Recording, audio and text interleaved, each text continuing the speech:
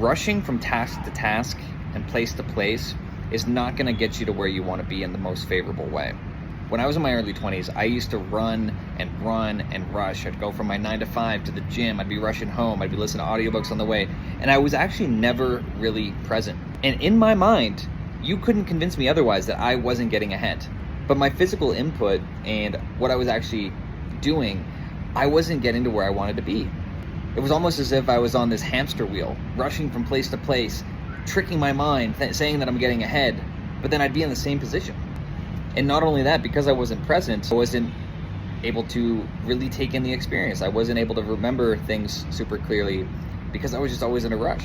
And over the last couple years, as I've learned to be more present and calm my nervous system and just be where I'm at, I'm able to get where I want to be in a present manner. And not only does it just feel better, but the needle is actually moving forward more as a result.